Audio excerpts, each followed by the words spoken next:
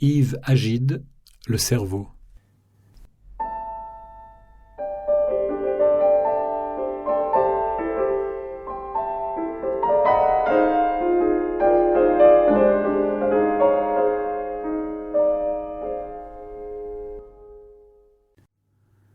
Imaginez-vous que vous êtes en consultation avec moi à l'hôpital de la Salpêtrière et j'ouvre la porte et entre un patient qui avance tout doucement. Il a l'air très immobile, est un peu figé. Il traîne des pieds par terre. Il a une voix qui est monotone quand il me dit bonjour. Il est accompagné par une dame qui veille à ce qu'il ne tombe pas. Il s'assoit très lentement. Je m'aperçois que sa main droite tremble au repos, et quand il me tend la main, le tremblement s'arrête. C'est un Parkinson. Le diagnostic est évident. Nous avons une discussion. On va lui donner un petit traitement. D'ailleurs, on va peut-être pas le traiter tout de suite. On rassure. C'est une maladie qu'on sait soigner. On sait en soigner les symptômes, même si on ne peut pas arrêter l'évolution de la maladie, malheureusement. Et dans cette affection, les structures cérébrales qui sont impliquées, qui sont le siège d'une perte cellulaire, très progressive, très peu d'ailleurs de neurones, il y a environ 300 à 400 000 cellules nerveuses qui disparaissent dans le cerveau de quelqu'un qui a une maladie de Parkinson, classique, parce qu'il y a plusieurs maladies en fait dans ce grand syndrome de Parkinson.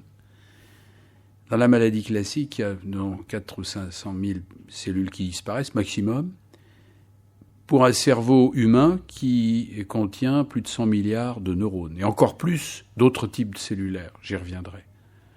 Ça fait à peu près, j'avais calculé, 400 millièmes des cellules du cerveau qui disparaissent. Mais où est-ce qu'elles disparaissent ?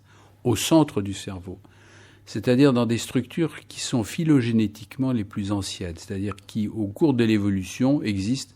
Elles sont apparues chez le poisson, pour dire la vérité, au cours de l'évolution. Puis se sont développées chez les oiseaux, chez les mammifères, évidemment chez les primates, et notamment chez l'homme. Voilà, première histoire. Deuxième histoire, le malade suivant entre dans ce cabinet de consultation. Il marche très bien, lui, au contraire. Il me dit bonjour d'un signe de tête, mais c'est son épouse qui s'adresse à moi. Il s'assoit. Alors je lui pose une question. Bonjour monsieur, qu'est-ce que je peux faire pour vous ? Et à ce moment-là, le patient se tourne discrètement vers son épouse d'un air interrogatif. Donc, à ce moment-là, l'épouse bavarde, me raconte que son époux perd la mémoire. Je ne rentre pas dans le détail, mais cet homme a à l'évidence une maladie d'Alzheimer, qui est une maladie neurodégénérative qui touche des structures cérébrales qui ne sont pas du tout celles qui sont concernées par la maladie de Parkinson. Dans le Parkinson, c'est au centre. C'est ce qu'on appelle les noyaux gris centraux. Dans la maladie d'Alzheimer, c'est l'inverse. C'est le cortex cérébral qui est touché. C'est-à-dire que ce sont les cellules nerveuses qui sont situées à la périphérie du cerveau. Le cerveau est entouré comme une sorte de manteau d'une petite épaisseur de 3 à 5 mm d'épaisseur, et qui contient ce cortex cérébral très développé chez les primates, et surtout chez l'homme, notamment dans sa partie antérieure, contient à peu près 20 milliards de neurones sur les 100 milliards.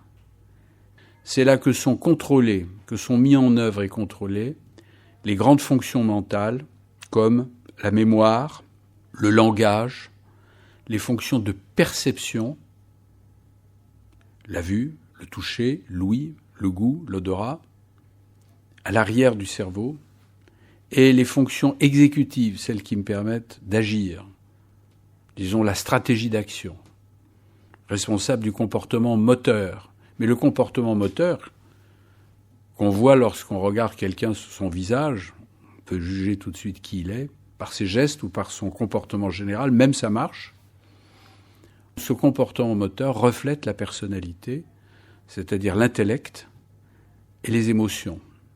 C'est même vrai pour le langage, puisque quand je m'exprime, je bouge les lèvres, je bouge la langue, je remue le larynx, et je module Et c'est comme ça qu'un bon neurologue ou un bon psychiatre fait des diagnostics immédiats en regardant le comportement des gens. Il comprend la personnalité des gens, pourquoi, et en particulier avec le langage, parce que la modulation de la parole est un élément essentiel du diagnostic du neurologue et du psychiatre. Eh bien, dans cette maladie, c'est le cortex qui est touché et qui entraîne un trouble de mémoire, généralement important, et qui sera suivi bien souvent de troubles du langage, d'oubli des mots. Le patient oublie les mots. Alors, tout le monde se plaint de sa mémoire. C'est pas un oubli bénin du mot qu'on cherche, le nom propre qu'on cherche, puis qui revient le soir quand on mange sa soupe.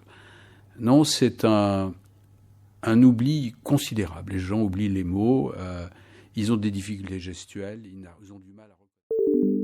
Nous espérons que vous avez apprécié cet aperçu. Pour continuer à écouter ce livre audio sur Google Play Livres, utilisez le lien dans la description de la vidéo.